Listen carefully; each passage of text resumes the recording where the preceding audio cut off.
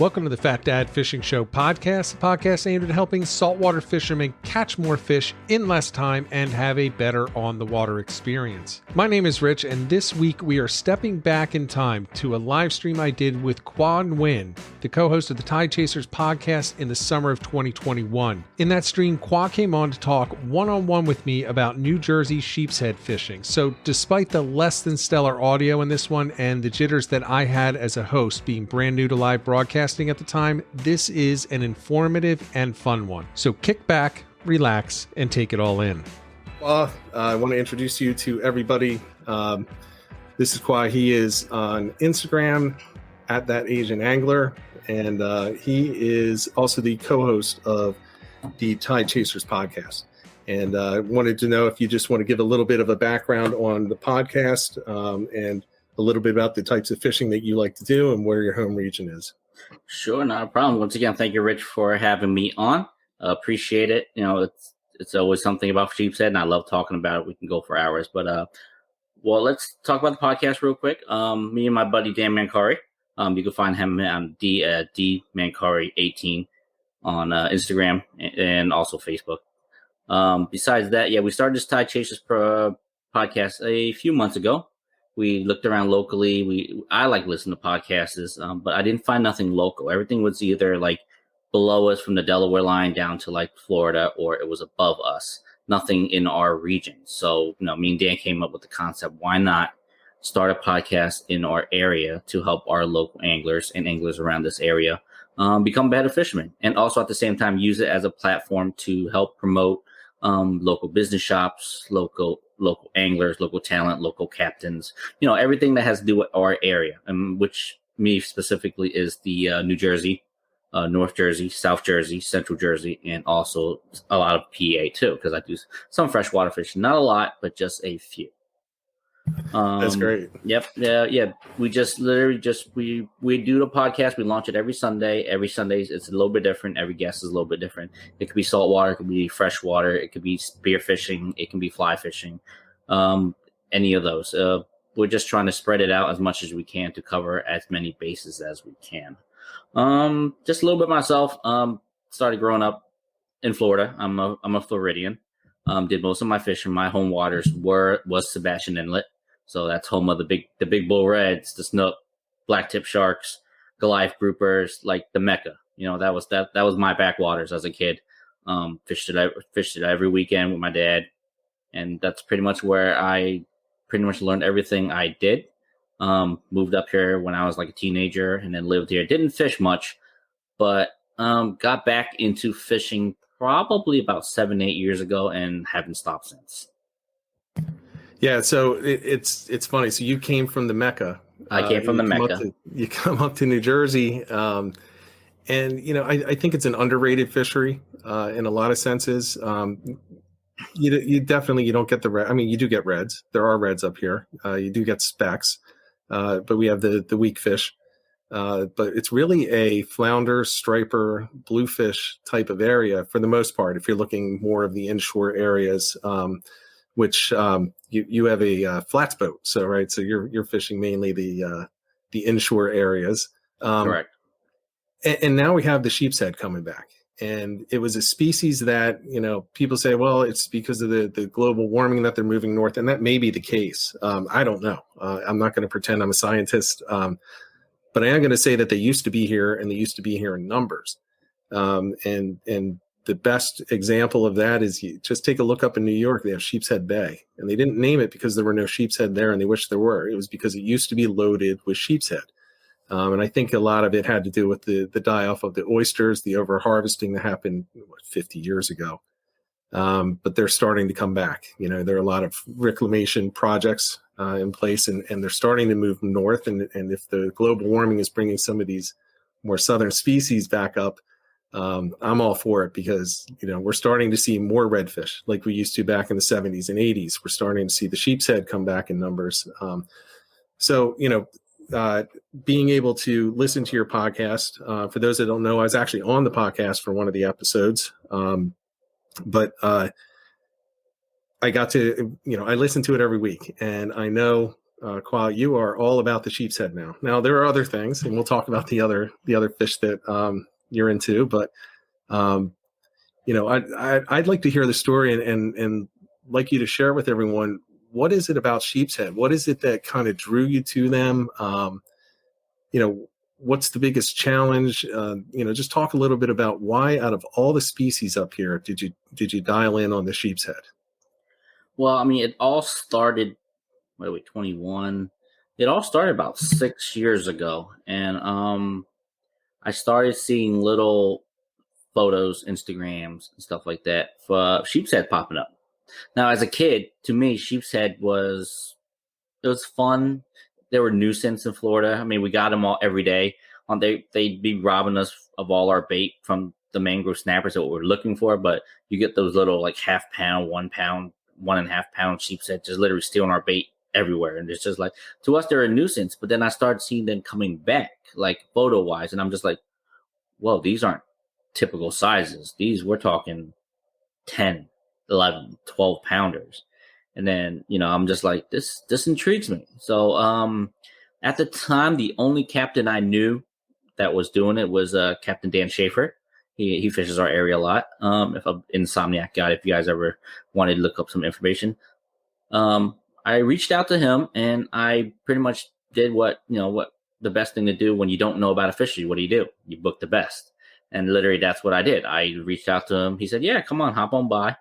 So we booked a trip. It was me and my good friend Johnny Boy. Morning time, we went out for some bass fishing, a lot of topwater bass. That was fun. And then halfway through the day, we switched over to sheepshead.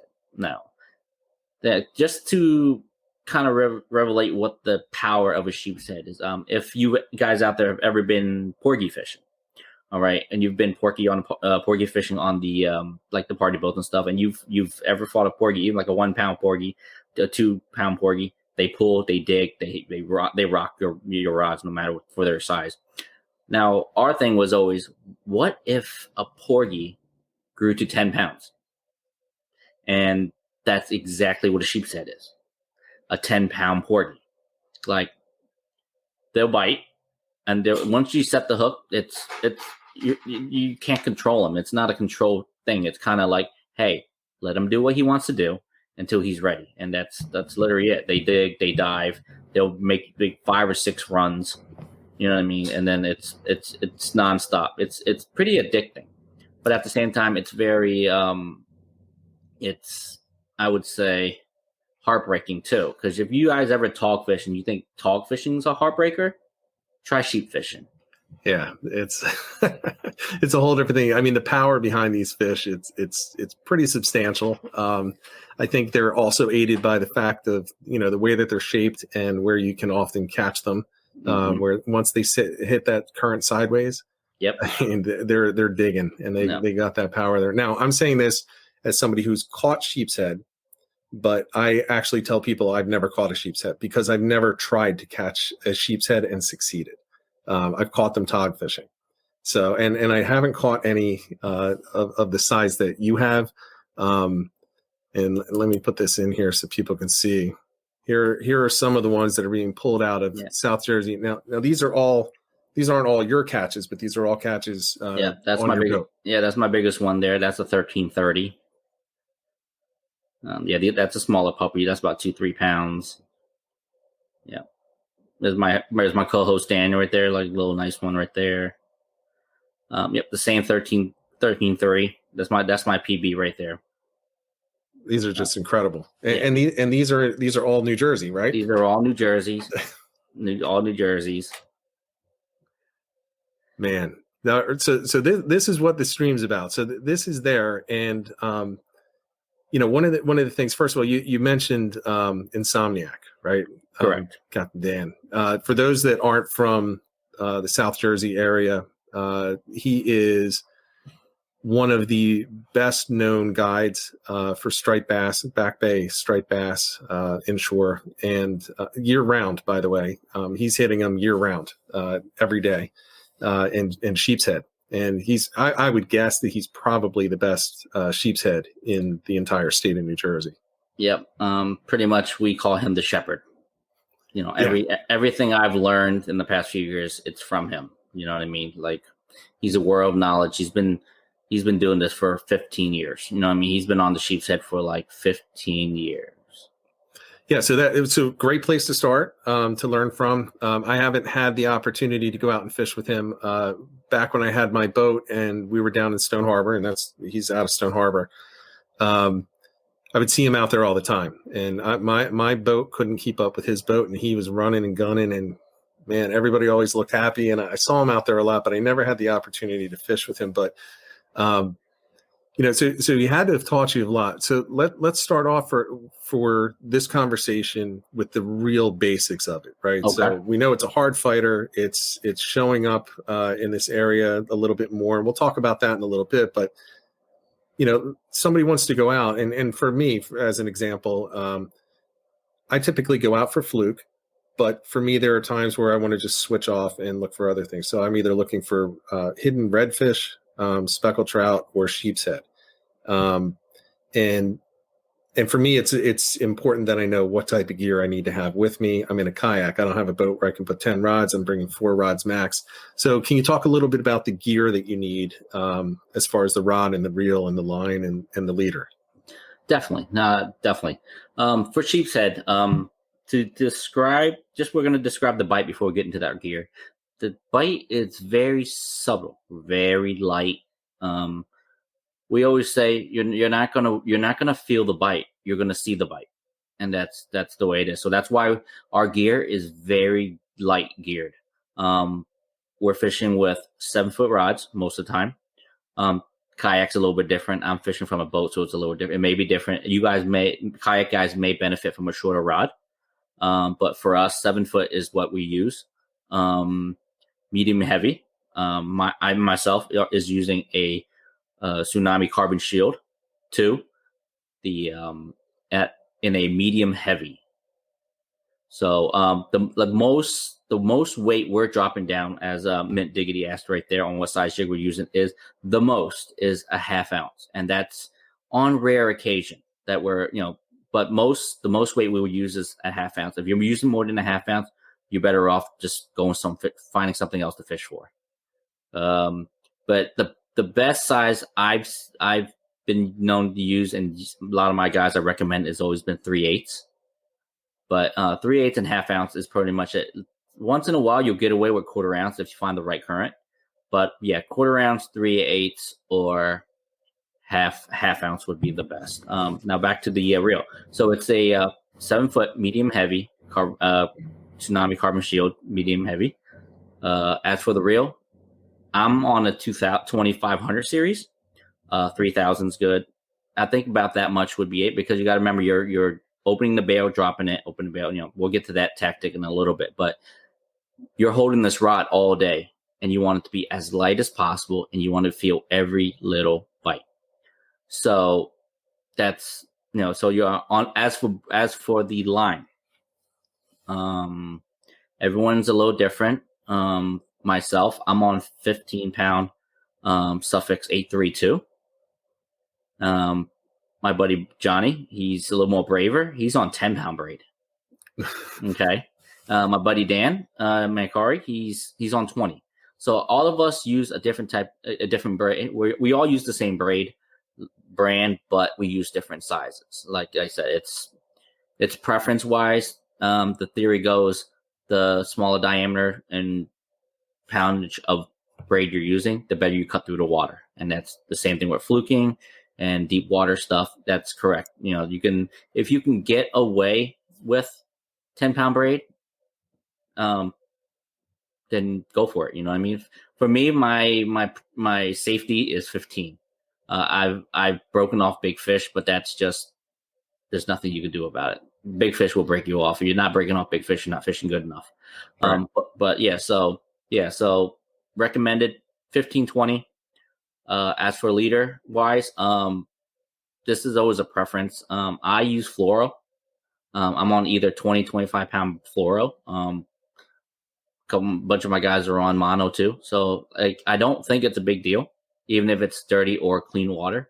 They don't really, I've never seen them really care about being line shy, leader wise. Right. And now we're back down to the jig. So mostly we're using, well, anyone on my boat is using bottom sweeper jigs. That's just what we use. We've been using them for the past few years, and then they've always worked. And they're also from Captain Dan too, so he makes some bottom sweeper jigs. We found the way they balance well, because the presentation is literally floating the crab in the columns, and they sit perfectly on that right angle as it's sitting right against the column, and the crab and the sheep's usually they're usually on the bottom, they're looking up. So it's really interesting because you think about sheepshead, they're really popular and, as you said, a nuisance in some areas down south. And I was down in Outer Banks for a week fishing, and I stopped in a tackle shop, the local tackle shop. And, I like to do that. I didn't need anything, but I like to go in and, talk to people and buy something, right? Support the local shops. And it was funny. I said, well, are there any places down here? And I was South OBX down near Rodanthe, Avon, Buxton, that are going to hold sheep. And she said, she gave a couple of places, and she said, you know what you need to try? And I said, for what? And she's like, the hook. Do you know what you need to try? I'm like, a bottom sweeper? She's like, you've heard of them. I was like, of course. I'm thinking, yeah, I've heard of them. We use them all the time. She's like, well, you're from up north then, because we just learned about them at the end of last year, and they're the best things ever. I'm thinking, all that time down south, and they never tried the bottom sweepers. But, I went to two different shops when I was down there, one up in Rodanthe, one down in Avon. And the one up in Rodanthe, the guy's like, man, these bottom sweepers are awesome. He's like, I'm just slaying them on them. It's so much easier. You can control the bait so much better. And he said the exact same thing as you. You want to use the lighter ones, but they don't have the bigger fish down there in as many numbers, right? They're typically smaller. But I thought it was interesting. It's kind of like the popping cork. We don't use popping corks up here, but I can tell you I do, and they work. But it's just a north-south thing, and maybe the popping cork's the next thing to come up. Not for sheepshead, but it's interesting that you say that. So you're going the lightest possible. Yep, the lightest possible that you can get away with.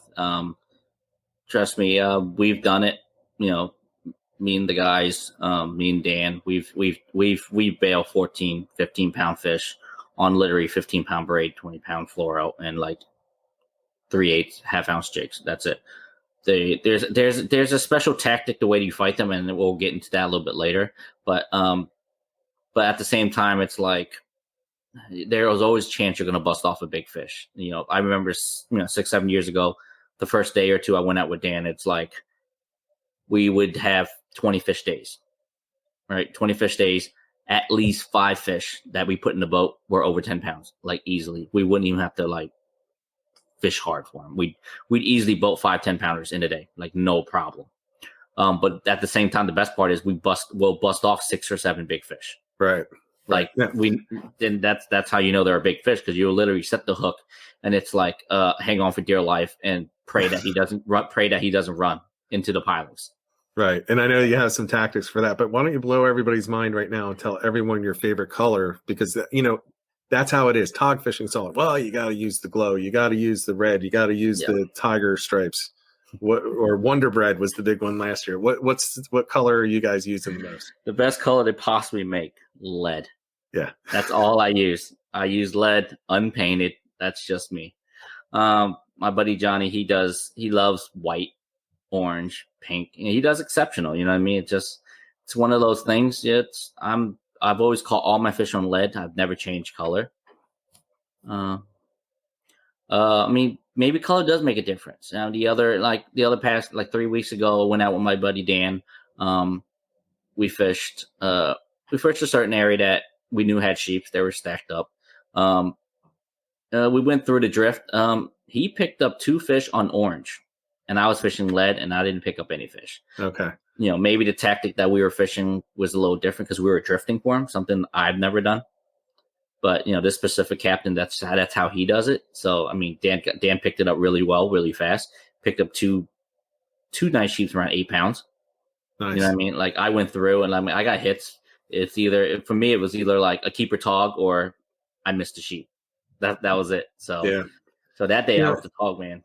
It's interesting with the colors. For me personally, I'll go to fluke because that's what I'm typically fishing for, summer flounder, and I will almost always start with some white and maybe another color, usually a white and a white and brown bucktail, and that's kind of my default. But and I'll tell you, you can catch anything on white, but I also have orange. I also, Sea Robin. I also have the glow. I also have the others because there are days where, the one that seems to work the most, and maybe for you that's the lead. You just need that little extra help from the color, and sometimes you just have to pull something else out. But I also think that you can't underestimate the importance of confidence too, right? If you're fishing that lead color, the plain lead with confidence, instead of fishing, a different color with less confidence, I think the fish pick up on that. And I think you can prove that with a lot of different species. And I would guess, again, I'm not the expert, but I would guess sheepshead would be the same type of thing. Yeah, I believe so. Like I said, just everyone likes their certain colors. And I always call it the confident color. You know what I mean? As soon as I have my boys on the boat, it's usually as soon as we pull up to certain areas, first guys will pull out and be like, all right, I'm putting on white, I'm putting on pink, and I reach for the box and pull out lead. It's just something we always do. Do we change color halfway through the day? Probably not. Right. If we usually pick one color and we stick to it. And the way these bottom sweepers are set up and they're made, it's like you rarely use them, you rarely lose them. Even with structure.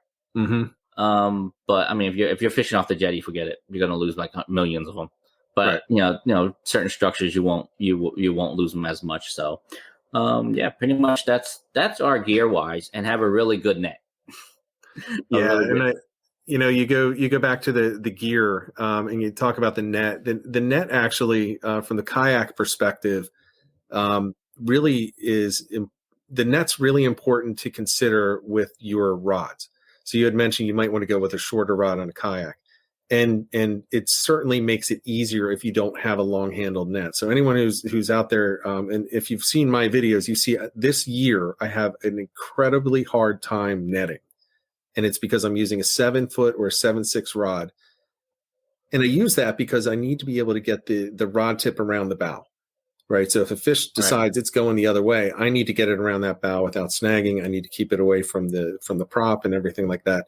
But I have a shorter handle net this year, which means I have to high stick to land. And I hate high sticking, and I just naturally don't do it, which means I'm reaching way out to get it. So, the net is probably the least talked about and most important thing with certain species. Flounder, definitely, because you don't want to sling flounder or swing flounder into the boat. They tend to they're head shakers. Yep. But a sheep, I mean, you're not going to be able to pull a nice size sheep's head over the gunnel of a boat, and certainly you probably don't want the dorsal fin coming into your lap in the kayak. Definitely not. Yeah, especially though their spines are very, very they're very thick, and they hurt. Trust me, they hurt. That's why we use a rubber net.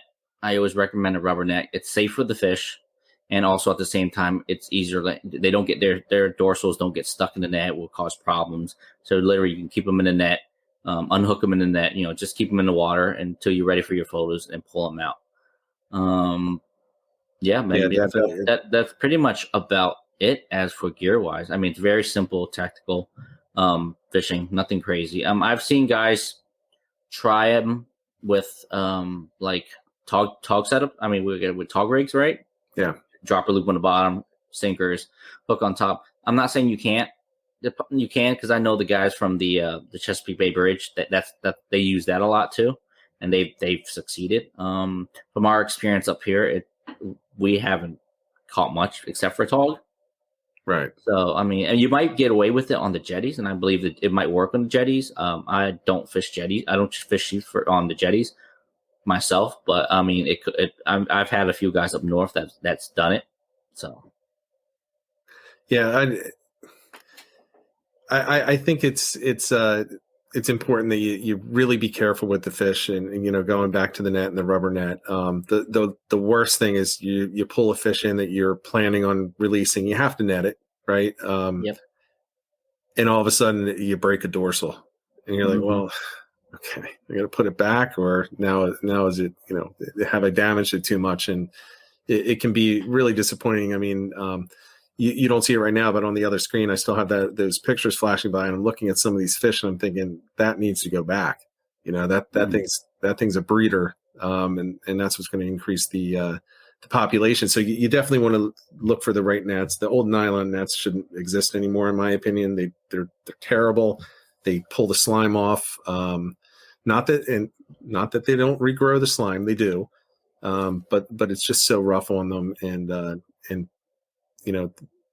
fins and the spikes that come out of them, they can get stuck right in between the fibers of those braids in there, and it just breaks them. I remember that happening, constantly back in the 80s when we used those old nets. It was bad on the fish. All right, so we got a sense of the tackle. Personally, I use pretty much what you said. I use 15-pound braid, 30-pound leader on the 15-pound, or I'm sorry, 20-pound leader on there. I use the small bottom sweepers, and I have a medium heavy rod with 3000 class reel. And the reason I do that is because that's my flounder setup. Right. I got 4 rods, and that's what I the 20-pound is a little heavy for a leader for flounder, but if you're going to be fishing heavy structure, which is what you're typically doing, that's what I would use as well.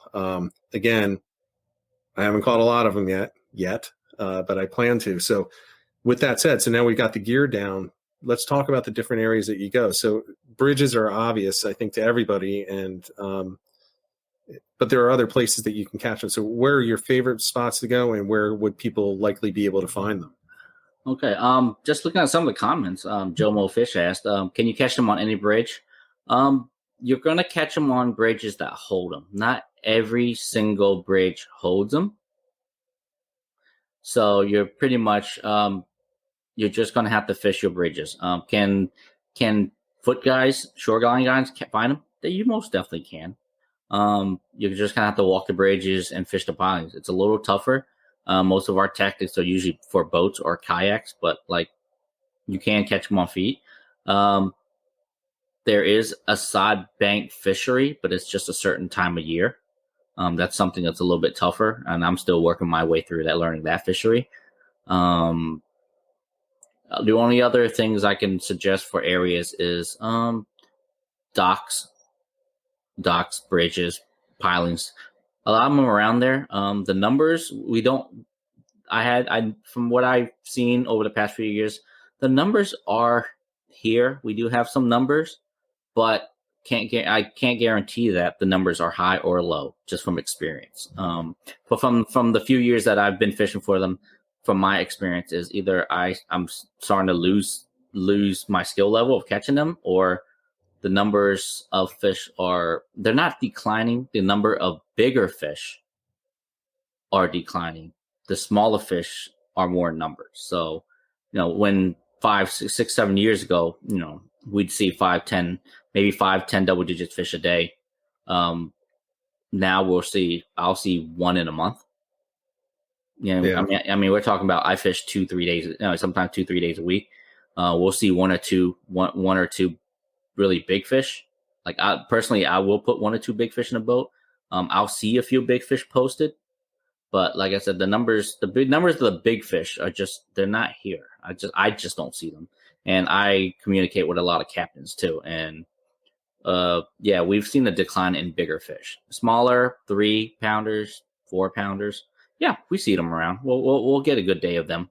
You get 3 or 4 in the boat, it's a good day.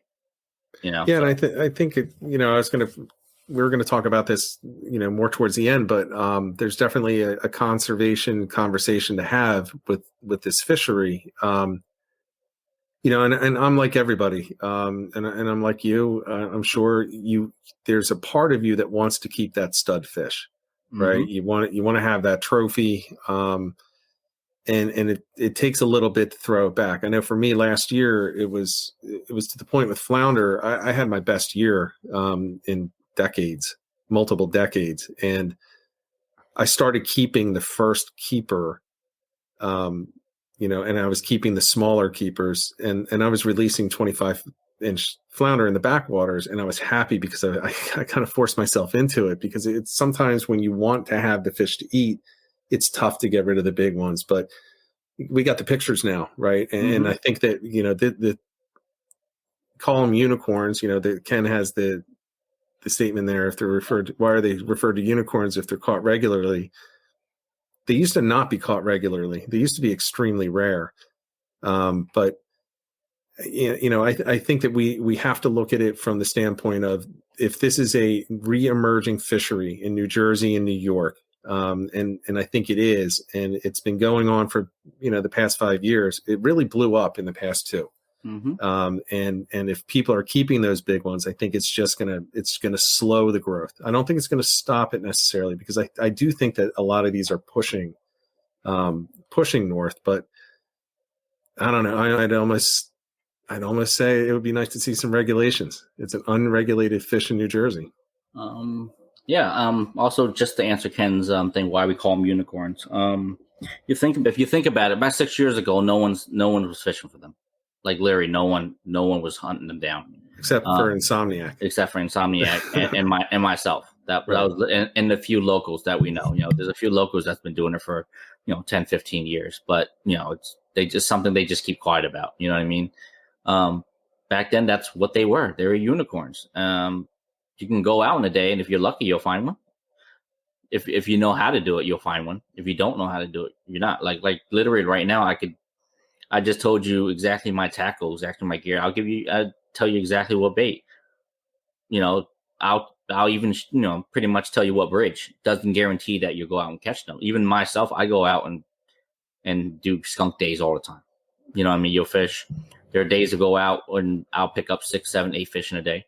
There's days I go out and fish 10 hours straight in one bite.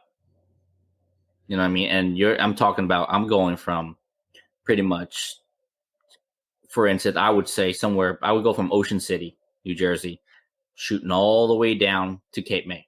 You know what I mean? Like, I have a boat. I'll make that run just to look for them. They're just not feeding. What can you do? You know what I mean? It's just, they're unicorns because they're still hard to catch. I mean, it's been catching on very lately that people are starting to figure it out. And that's what scares me about this fishery, because of, the no regs. And, some people think that to them, it's pretty much a joke that there's no regulations, no limit. Let's just fill the trash can. Yeah. Let's just fill the trash can. Take every single one that we can. Yeah. You know what I mean? I don't have anything against guys harvesting sheep. I really don't. They're right. They're fishermen. They get their license or the registries and stuff like that. They have all the right to. But for me, the thing I promote about is just selective harvesting, guys. That's pretty much it. Put the bigger fish, the 8, 9 to 10, 12 pounders, the bigger breeders back, because one, genetically they have the big genes in them, so they're going to give really great offsprings to grow that big. The 2, 3, 4 pounders, they're perfect eating size. They're great. There's nothing wrong with them. And there's as of right now, I think there's plenty around. 3 weeks ago, I drove by the Corson's Bridge, just on my way home from a day of fishing, fluking. Literally saw a diver, 2 divers come up with a stringer of at least 20 sheeps on there, like 20 sheeps, like on the stringer, like spear fishermen. A few of them they were pretty big. I from my vision, I couldn't tell you how big, but a couple of them were pretty big. A couple of them were smaller size, and that's just out of the question. I mean, that's just way too much. Like, I talked to one of our buddies, Dave, just the other day, and he shot 4 of them, but he was very selective with what he shot. It was like 3 or 4 fish. They were like 3, 4 pounds, like perfect eating size. It was great. And then, I talked to him a little bit, and then we were just like talking back and forth. He was like, yeah, I literally had like 15 10 pounders in my sight. I could have shot them, but, just being a responsible recreational person, I'd rather just pick the smaller ones and leave the bigger ones, and that's exactly what we just try to educate people with. Just really good selective harvesting, guys. You know what I mean? It keeps the fishery bigger and more so when, just say you do have kids and your kids grow up, guess what? They'll be able to catch a sheep. Right. Yeah. And that's where, if you think about it, if you keep letting them go now, there will be a time where they put the regs on it and it's going to be 8 fish, because there are so many now. It's going to be, you can take up to 8 fish in this slot. I would guess that they'll end up slotting it at some point, but that's what grows the fishery, and then they can manage it from there. So I think, especially right now, the point is let's get the fishery up in numbers. Let's get the fish around, and then they can talk about the regs. No, you're right. So, you got to talk about whether or not saving a couple of 10-pounders, and what they can produce in offspring and what it can do for the fishery. So I think that's a big part of it. And I think that's what Khoa is talking about. You can go out there and you can take a whole bunch of 10 pounders. Might have to unmute me. Yep, I got you.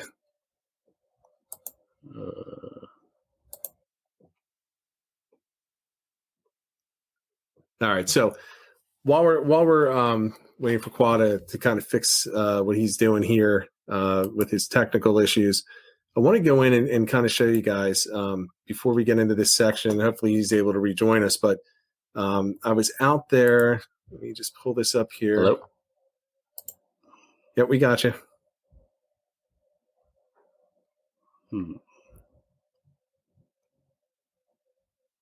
Gotta love the technical part of a live stream. But I'm going to show you real quick. So I went out. Test 1, test 2. Check them on. Yeah, I'm on. No. Here, hold on. Let me message him real quick.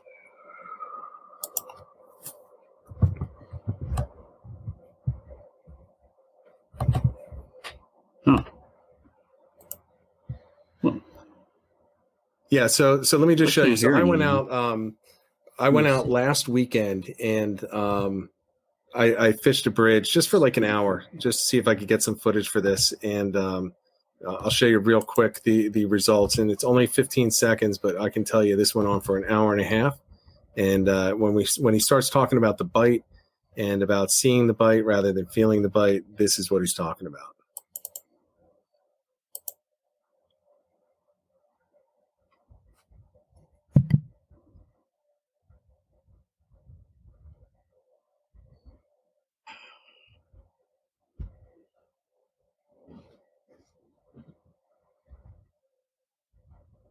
Yeah, so that's what it looked like. I could go through, and Khoa's just going to log back in. It'll just take him a moment to close out his browsers and come back in.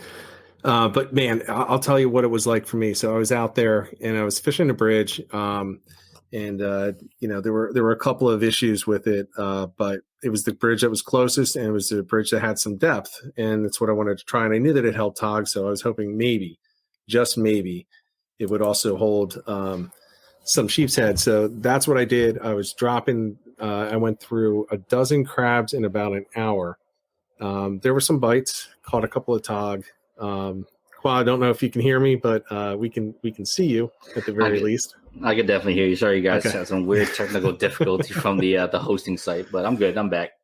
Welcome back. So I was telling, I showed him a quick video of the swings and the misses that I had over the weekend, and I thought this would be a good time to kind of go into. Well, let's talk about. Let's go back to that bridge question. So, not every bridge is going to hold them.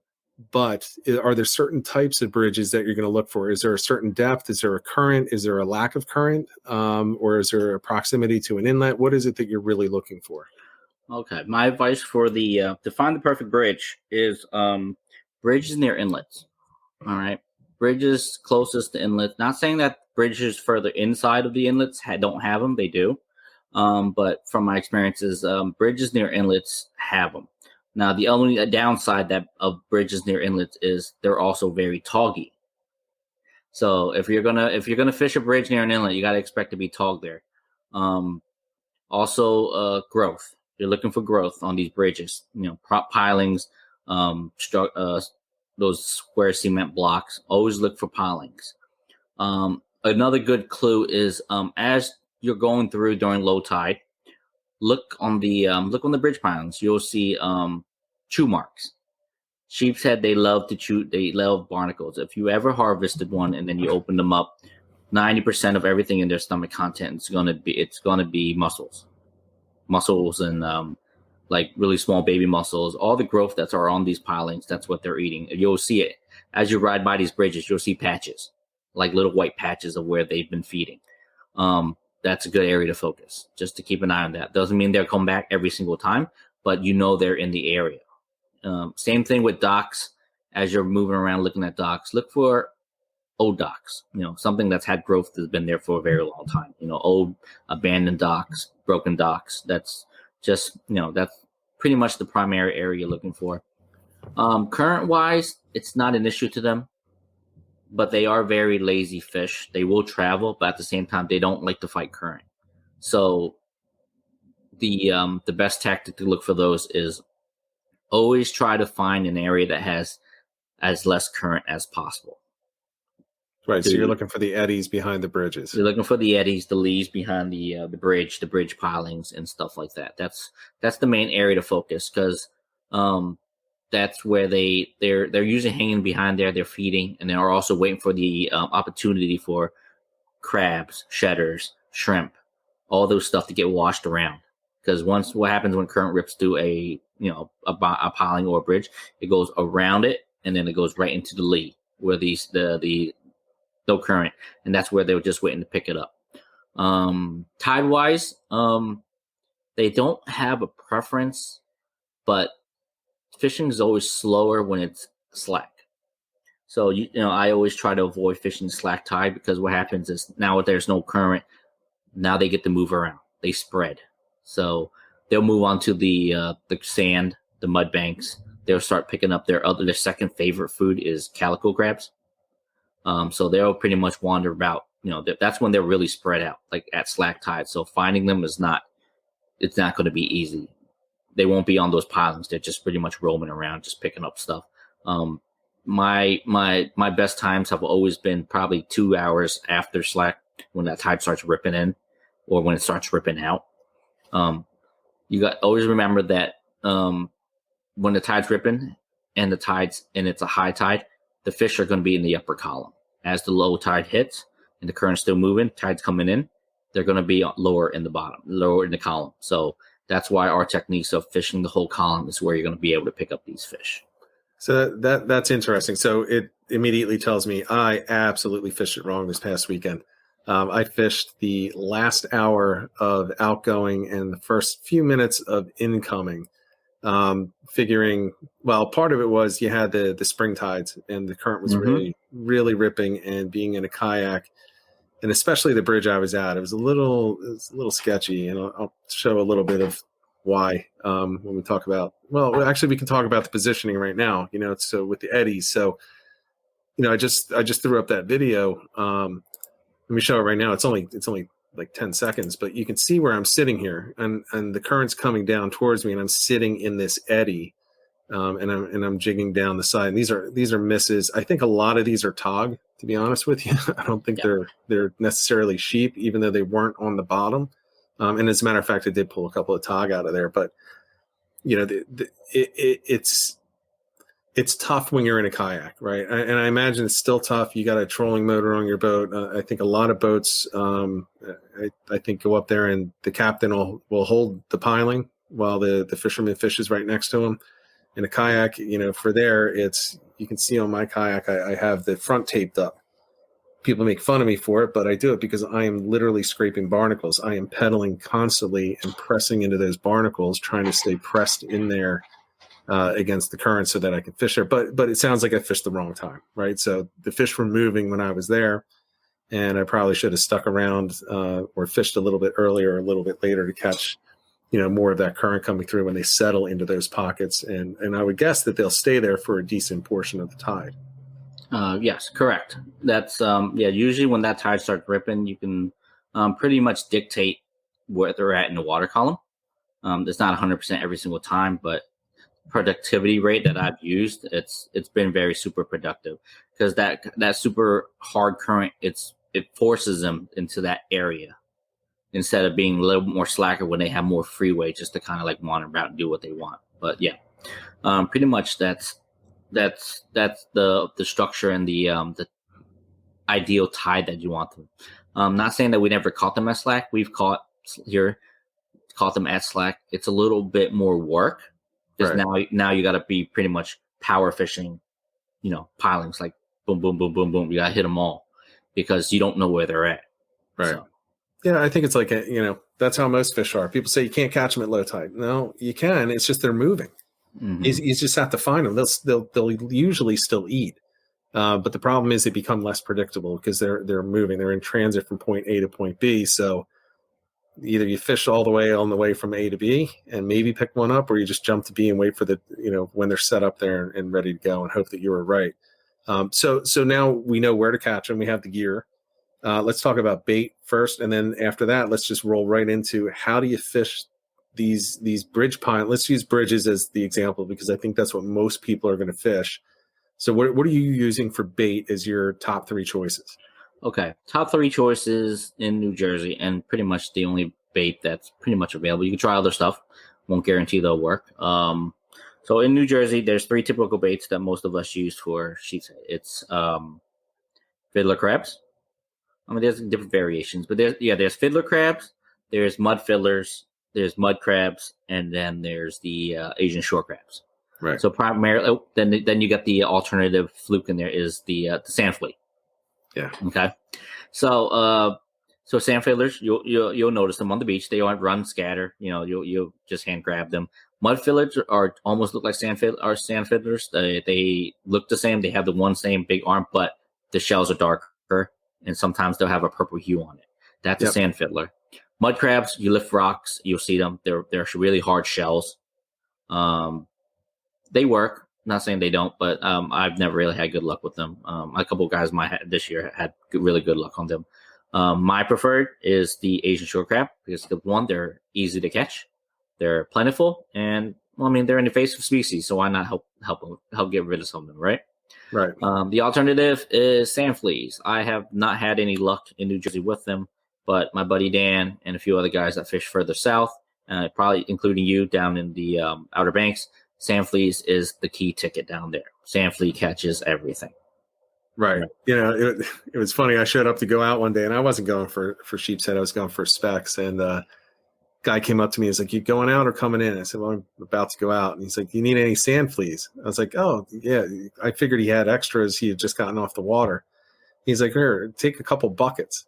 This guy had a 5-gallon bucket filled all the way up. I was like, where'd you get these? He's like, "I just got them here. I was here an hour." Yeah. I was like, okay. we have some good beaches with sand fleas, man. They're a good bait. They're really good tog bait too. I just saw this real quick. Oh, for John. Back to tackle. Now, how do you feel about baitcaster for sheepshead? The baitcasters, they work. Not saying they don't. We don't use them. The only reason we don't use them because of the technique that we use to fish for them, and we'll get into that a little bit later. But and also some baitcaster, like dropping a half ounce, like a quarter ounce, or maybe a 3/8 on a baitcaster isn't ideal because the way you can't control the speed, I would say, because we're dropping in 2-3 feet increments, and with a baitcaster, I find it's just a little bit harder to use. But I've known guys that use it. Not saying that they don't work, but for us wise, most of my guys, spinning would be the easiest to do the technique that I'm going to talk about in a little bit. What else? For mint, what do you say? I think the weather has an effect on the bite more than the tide does. He's not correct. Mint's very correct on that, on the weather. As an example, last month I went out, fished a bridge near an inlet. Water temps was 67 degrees. Slow bite, super slow bite. And it wasn't incoming, so the water was cold. We think we had one bite. We wasn't even sure it was a sheep, but yeah. So we fished that bridge hard for like 5 hours, literally nothing. So we just rode around, did some bass fishing, came back to that bridge a little bit later. Temperature shot up to 73 degrees. First drop, boom, first fish. Second drop, boom, second fish. You know what I mean? It was just like clockwork. As soon as the temperature picked up 6-7 degrees, they just felt feeding. A lot of my theory behind that is that there's fish down there. There are. Don't just because you fish the bridge for 5 hours doesn't mean there's a single fish down there. There are. There's plenty of fish down there if they are down there, but they just won't feed. A few times I've driven out this year with my side can on my and I've literally seen pilings, loaded with fish. 10, maybe 11 of them. This isn't every day though. It's just you get lucky once in a while. You'll see a school of them in there. Literally 10, 11 fish. You can count them on their big spots. Yeah, we were dropping everything on their heads, and literally not a bite. It's just sheep feeds when they want to feed, and then they don't feed when they don't want to feed. So, well, they have plenty of food there too. I mean, the mussels aren't going anywhere; they're just going to be sitting there. But I guess the question is, are they going to want that crab that's being dropped down that they're not going to, that they do actually have to go after? So it's interesting about that. But let's talk a little bit about the bite, right? So you had talked a little bit earlier about seeing the bite rather than feeling the bite, and I think that's how I knew this past weekend that most. Now, not all, but most of, I'd say 75 to 80% of the bites were bites that I felt. And to me, it was screaming tog. So talk about seeing the bite and what that looks like. And also, as part of that, maybe you should go into, before that, how are you fishing that piling? Okay. I'll go there. I just had this one little comment I just wanted to talk about. Where Ken right there. So he just says I just made an episode about conserving these fish and going to start keeping your secrets and how to catch them. And now I'm doing the complete opposite. I'm definitely going to explain it. I created. We did a podcast, I think 1 or 2 podcasts ago, that explained why we wanted to keep a little bit more secrets. What I'm talking with Rich now is it's not a secret. I talked this on my previous episode 12. Sheepshead Fishing. You guys can definitely reach back and listen to everything I'm explaining there. I'm totally explaining here. There's nothing new. You got a lot of people think that I'm really giving out 100% of my secrets and techniques. Not. I'm barely nicking it. There's the fishery is insane, and there's a lot more techniques and secrets that I will not release. And the only reason is because I respect a lot of captains that's taught me this over the years. And there's just certain things I won't release, but like the basic technique that I'm teaching everyone now, it's been blown up everywhere. Everyone knows this technique. It's nothing new. But I'm just explaining it a little bit more. But at the same time, I'm just here just to educate people. I want people to catch fish. I'm not saying I don't want them to catch sheepshead. I want them to catch the unicorn. I want them to be able to feel the power, to be able to hold a sheepshead in your hand, take a really great photo, and then just release it back. I'm not teaching everyone all these techniques just for you to go out there and fill your cooler. You know what I mean? It's like I am an angler at heart still, and also a conservationist. I want to protect the species. Like for me nowadays, I don't fish much. I'll bring my friends on. I'll bring new guests that never caught a sheep before. You know what I mean? Just to put them on my boat. I want to bring Rich out one day on my boat to, put him on some fish. I don't fish. I rarely fish. I'm pretty much the captain and the one that holds the piling. That's me. You know what I mean? So that's what I do. So I get those questions too. My entire channel is about helping people to catch more fish, right? Everyone's busy. And really what it comes down to is I'm going into the things that I think people need. And I think this is what you do. You go into the techniques and the basic information that will help people to be successful. So they're going to go out and they're going to catch fish. They're going to be able to catch some big fish. They're not necessarily going to be able to go out and win any tournaments, right? But they're going to be able to go out there and maximize their time in the water. They're going to get some tight lines. They're going to get some fish in the boat. If they want to keep some, they keep some. But there's a balance there. And to me, it's important that we have more people fishing. And if you look at it from the macro level, the more people that fish, the more licenses that are bought, the more boat ramps are funded, the more conservation officers are hired, the more money goes into research, the more fish that get tagged, all of this, all the way down the list. And the last thing that I want, and I think this is pretty much what you're saying, Khoa, is I don't want people going out bailing trash cans. I don't want trash cans full of fluke coming in. I don't want it full of, personally, I have videos on how to catch weak fish. I pray that nobody keeps a weak fish, because the population for the first time in the past 8 to 10 years is starting to grow. It actually is growing over the past 2 years. And the only way it's going to keep growing is if we leave them in the water. But I'm still going to show you how to catch them, because it's your right. I mean, you should be able to catch them. I'm just hoping that most people will do the right thing and keep a couple, right? Keep the ones that are appropriate and let the rest go. Yeah.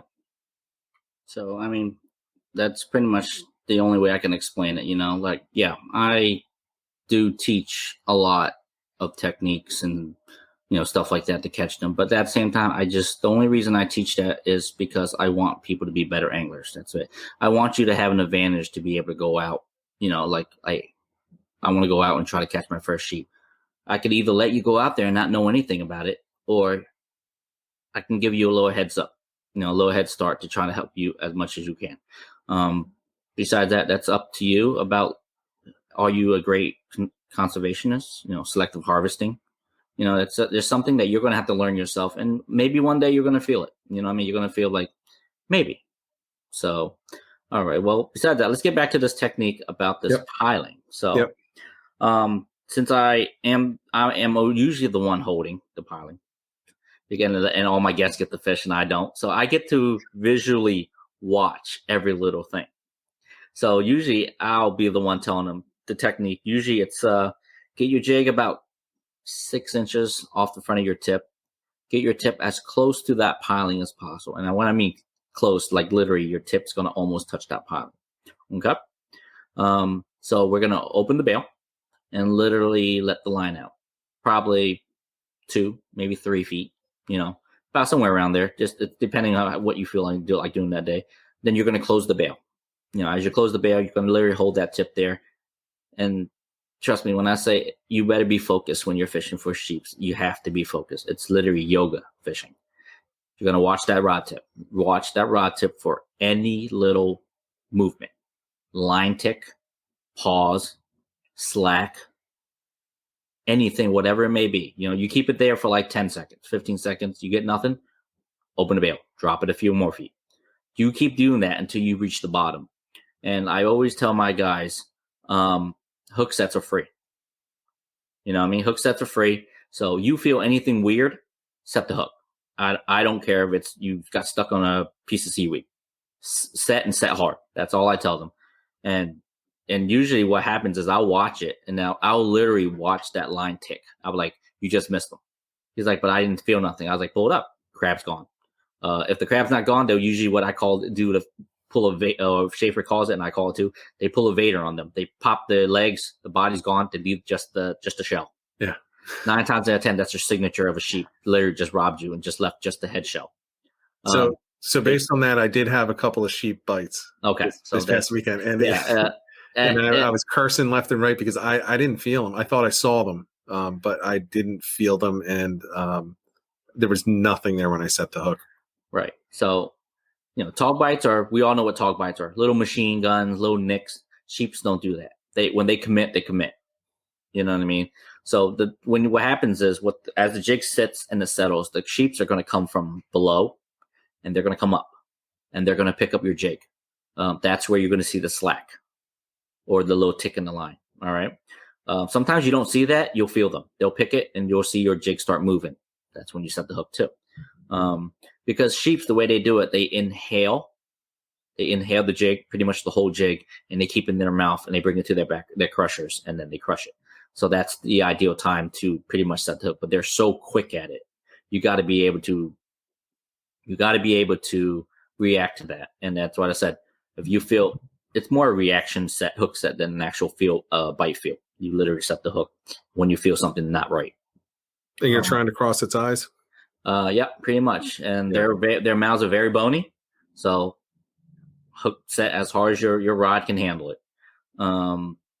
I literally watch my buddies literally get robbed 5-6 crabs. Literally just watch. I'm watching their little tips, like it'll bounce or the line will go slack, and I'll be like set. He'll be like they'll miss them every time. It's hilarious. Like all the times I've been watching these lines, it's just funny. Like I predict it and I'll watch it. They'll feed the crab 5 or 6 times and that's it. Once he gets 5 or 6 crabs, he'll literally swim away into another pond. He won't stay there longer than that. But that screams braid. You got to use braid, right? So you can feel every little movement. Correct. You got to feel every little thing. You know, it's just the way it is. We thought Tog were notorious stealers. They don't call these guys convicts for nothing, man. They rob you for every little thing. Yeah. So, yeah. So now you get the little movement. Let's say the line goes slack for no reason. You cross its eyes, and now you're hooked up. What's it like now? Now you got let's call it a 7-8 pounder on there. What are you going to be getting ready for? Depending where you're at on the bridge, either you're tucked into, like kayak guys, they love to shove their noses into the little pilings just to keep themselves from moving. Depending where you're at, now it's a fight for your life. So once you cross their eyes, they're going to run. Okay. Now, my ideal thing is I always tell everybody, set your drag just minimum, enough for you to grab it and just be able to pull a little bit out of it, because that's what they're going to test your strength. So once you hook that and you get that double over rod bend, all right, now in your mind you're going to decide whether this is a Tog or a sheep. Okay, so you'll know right away, because as soon as you set that hook and he digs down, if you don't feel that signature Tog head shake, that little thing. Yeah, it's 9 times out of 10 it's going to be a sheep. You'll know because he's going to go straight to the bottom. When I know it's a sheep and I look at it and I see it, I'll tell the guys to back off their drag, maybe a click or two, just a little bit. Give them a little bit less resistance, because a tactic that I was taught, by Captain Dan, is, we don't know why it works, but it works. The less resistance you give them, the less likely they're going to run into pilings or structure. So literally we tell them, set the hook, loosen your drag, and literally just hold it there.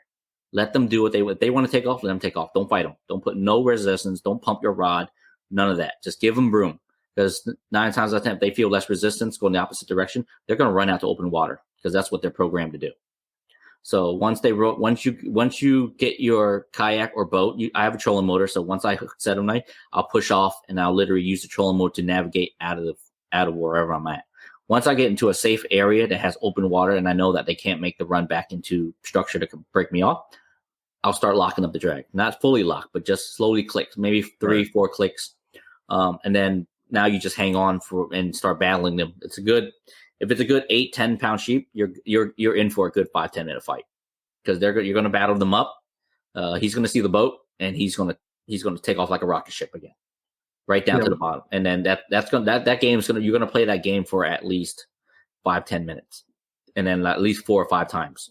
Like my 13 pounder me and him played this game for about 15 minutes. Wow. So yeah, so that's pretty much the technique that I use to get the fish out. And the battle is all it is. It's pretty much a tug of war between you and him. Yeah, and I think that it's an important distinction, right? If you know it's a sheep, you're going to play it totally different than a Tog, because a Tog's going to run for the bottom and it's going to anchor in a rock. I mean, if you look at its dorsal fin, it is made to anchor in a rock. Mm-hmm. They sleep at night. They just put their fins out and they're stuck, and they stay there. I don't know that they always do that, but that's what they do when you're Tog fishing and they sound. That's what they're doing. A sheep, they're not doing that. No, they're comfortable out in the open. So it sounds like let go of that piling. Let hopefully you get some momentum backwards. If you're in a kayak, pedal backwards once, let yourself just slowly come away so you're not yanking on it. And then as soon as it's clear, that's when you start working it and let it take you right out into the channel, right out into the open and fight it out there. Right. Because if you fight him while you're next to structure, I'm going to guarantee 9 times out of 10, he's going to bust you off, because he's going to feel resistance. He's going to swim the opposite direction. And 9 times out of 10, the opposite direction is right into a piling or bumpers or something like that. So yeah, literally get yourself out of there. I mean, if he's a smaller sheep, like a 2, 3, 4 pounder, you might get lucky and be able to fight him in that little tight quarters. But if he's a big boy, he ain't coming up that easily. So it's essentially a don't panic. Yeah, don't panic. Just get yourself away. Get yourself into a very safe area to initiate the fight, and then you put the hammer on him and just give it to them. Awesome. So we've been doing this for about an hour. I think we've covered a lot of it. There's one question that I do have that I didn't prep you for either. Is there one thing, what one thing have we talked about tonight that you'd like to share for, being successful with sheepshead fishing? Time on the water, honestly. Time on the water. And just do your research. I mean, like I said, a lot of us, we are willing to help you as long as we feel that, you're on the same page as the rest of us with the conservation of these fish. Like, I don't mind helping people, if you want to pick up your first Jersey sheep. There's nothing wrong with that. I just try to educate, just help us preserve the fishery. I mean, we don't know the numbers. And especially what John says right there, they're a tagging program for sheep. There isn't a specific tagging program for sheeps, but a few of the captains have been. Captain Brian Williams of Badfish Charters, he's tagged them. I've started tagging them. Have we been getting returns? No. I think Captain Brian's got one return, and literally the fish moved 50 feet in like 6 months. So like a weak fish. For me, it's more like, I want to tag them and see what their migration patterns are. Like, do they get north to south, or do they go from east to west? You know what I mean? Like, we've had sheep as far as Connecticut. Okay, they've been caught in Connecticut. From my experience and from what I've seen, is the further north you get, the bigger these fish get. Okay, they're still in sheep. New York still gets them. There's a couple of guys out there that's doing really well on them, but they've had them dialed in. They dialed them really well. Right. I haven't seen too many monsters around here. A few weeks ago, we saw that 17-pounder.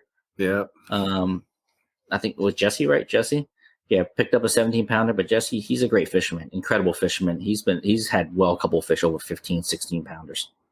And that one was safety released. He had a live well in his boat, pretty much live welled it all the way because he thought it was a potential Jersey record fish. That's the only reason he brought it in. If he didn't think, because it bottomed out, I think he went 18 pounds or something on his boga, so he wanted to get an official weight. So right. I mean, Jesse took it all the way in a live well, preserved the fish perfectly, quick weigh in, released it at the dock. I mean, that's like the perfect ideal way to do it. Yeah. So, and he released it, and it was great. I mean, that's pretty much, and I shared his post, and I got a lot of flack for it because I shared it, but at the same time, it's like, oh, hey, you're teaching everyone how to do it, but actually we want to conserve it too. So, but I'm just letting you guys know the why what he did, what it meant to a lot of us is because the fish came in at 17.3. All right. People assume, or they say that these fish grow massively in a year or two. They don't, guys. No. A lot of studies I've been reading, research, and especially I know a few biologists, like it's when they get to a certain age, when they get to about 20 inches, they're almost about 10 years old. Okay. When you get into the 15-pound fish, now you're looking at almost a 20-year-old fish, so that Jesse's fish was easily, I would say, at least anywhere between 20 and 25 years old. So you could tell by the battle marks on them. Any big fish you catch in Jersey, they're not pretty. You're not going to get a pretty double-digit fish. It just doesn't happen. They get old, they get ugly because they get battle scars. We've pulled up sheep that had missing dorsal fins, missing tails from sharks. You know what I mean? They've been through the yard and back. You know what I mean? They're still surviving, and we'd like to see them survive. Like that 17.3 fish that Jesse released. Jesse may go out next year and catch him again, or in 2 years, and guess what? He's going to break the Jersey record of 19 pounds. Yeah, you know what I mean? Probably be within 100 yards of where it was. Exactly. These lazy fish. The sheepshead are like the weak fish. If you find a spot that have weak fish, fish it and keep going back and different, because they're going to be close. They're going to be in that area, that general area. And it sounds like it's the same with sheep. They're not going from one bridge a mile and a half up to the next bridge. They're probably going to the bridge and the localized docks and sod banks. Yep, right? Pretty much. Yeah. So that's great. So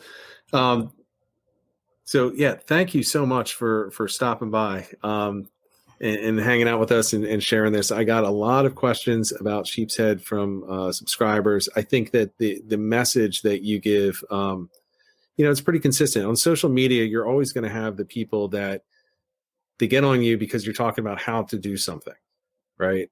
They don't want anyone else to know. But it's only the people that already know that complain. And it's only the people that think that you have to go out and pay your dues, otherwise you don't deserve to catch the fish. But I think the important thing is the way that you handle it. And it's the way that I try to handle it. I want to teach you how, or not necessarily teach. I want to share what I know so that you can use it, so that you can be successful. And I trust that people are going to be responsible with it and they're going to take care of the fishery. I don't like when people, post on Facebook, as an example, asking for a friend. What happens if I catch 6 fish? And this was yesterday, and my wife takes 3 off the boat. She comes from the car and takes 3, and I take 3. Can the game warden get mad at me? I was like, it doesn't matter. You just got away with it, but it doesn't mean that you didn't do something wrong and something illegal. You did. You just got away with it. And you're not the kind of guy that I want to talk to. I hope that you don't watch my channel. I hope you get skunked. Because it's just not right. It's not good for the fishery. And I think to some extent we're seeing that with flounder this year. We're not having the best year. It's not bad for the offshore. The inshore is a little tough. It's a little weird. But I really appreciate the way that you approach it with the sheepshead. And, I can tell you, I'm not going to be keeping any, assuming I can catch some. I'm betting I can catch some now. Now that I have the inside information, I'm betting I can catch some this year. I hope I can. I hope to put a video out there showing your tactics working out. But, I want to thank you for stopping by and sharing all this. You want to let everyone know where to find you and talk a little bit about Tide Chasers podcast? Yeah, sure. Not a problem. Once again, I'd like to thank you, Rich, for inviting me on here. Like, me, my obsession is with sheepshead. We can go another hour and a half easily with this, but, not everyone wants to stay awake, but yeah, like I'm on Instagram at That Asian Angler. You guys can see a lot of my photos. You might not see too many sheep photos until the season's over, but I'll be posting other ones up there. You'll be able to see those. We're also me and my partner Dan also run a podcast for local anglers. We're starting to shift their different states a little bit out of our range a little bit too, but we try to keep it as local as possible. The podcast is called Tide Chasers Podcast. You guys get a chance and opportunity. Just look for us on any of your favorite platforms. We're also on Facebook at Tide Chasers Podcast and on Instagram at Tide_Chasers. We release everything Sunday nights. Sunday around noonish. So Sunday noon is most of our podcasts. We have a lot of interesting stuff on there. We cover everything from freshwater, saltwater, fly fishing. You name it, we try to cover it, and we try to get you in contact with all the local captains, party boats, and also the bait and tackles, and like local talents like Rich himself here. We always try to pick between specialists. We know, I've followed Rich for quite a while, and he's very meticulous about fluke fishing, and that's why I reached out to him about a fluke episode. And pretty much that's about it. And if you guys have any questions about sheeps, besides locations, feel free to reach out to me if any other questions, anything about conservation, how you can get involved. We're always there. A few meetings coming up in a few months, with the regs and stuff like that. And we're going to be attending them, and let's see if we can hopefully possibly get something started. But it's a long road, and the more support we get, the better it gets. So there you have it. I'm very appreciative of the times that Khoa has come on the show to talk about sheepshead fishing. And I'm sure if you're new to sheepshead fishing, the information he gave us in this episode is going to help you to get on them and get into that growing fishery. Now, before I go, if you're not already following or subscribed to this podcast, that would be greatly appreciated. And of course, a positive review on any of the platforms that you listen to it on would also be appreciated, because that helps us to grow the podcast and draw more guests in the future. So until next week, until next episode, get out there, get on the water, and get some tight lines.